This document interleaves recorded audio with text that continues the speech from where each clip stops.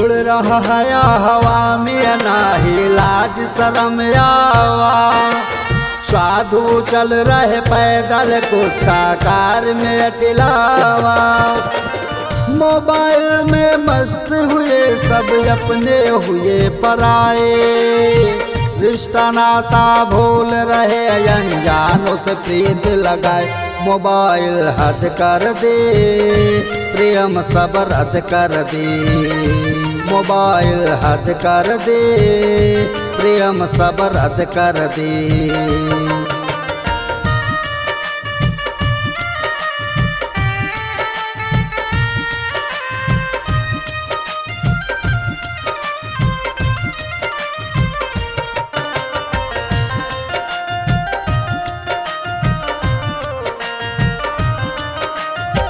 बड़े घरों में छाया मौसम गिलास लड़ाने का।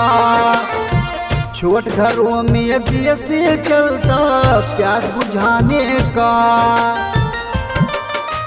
बड़े घरों में छाया मौसम गिलास लड़ाने का। छोट घरों में दिए से चलता प्यास बुझाने का। घर के प्राणी पानी न पावे बाहर बियर पिलावे। मदिरा में डूबा है लाडला पाप को आँख दिखावे। सभ्यता रद्द कर दे बियर नियत कर दी। सभ्यता रद्द कर दे बियर नियत कर दी।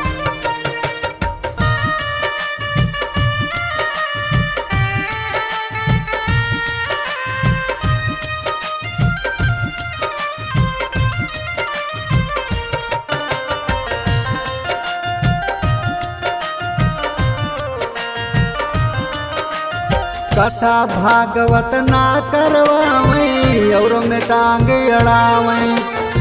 भक्ति भजन में मन ना लागई बिरजा बासिन लावई।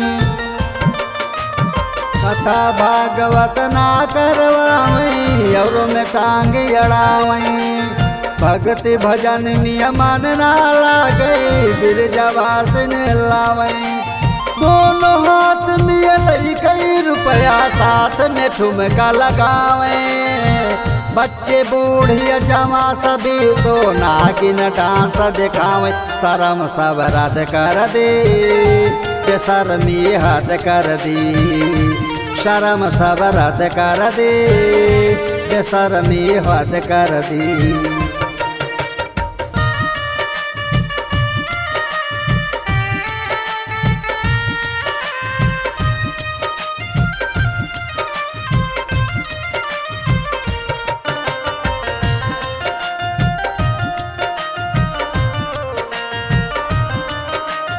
जियठ भयो में पर्दा नहीं बराबर बात लड़ावे।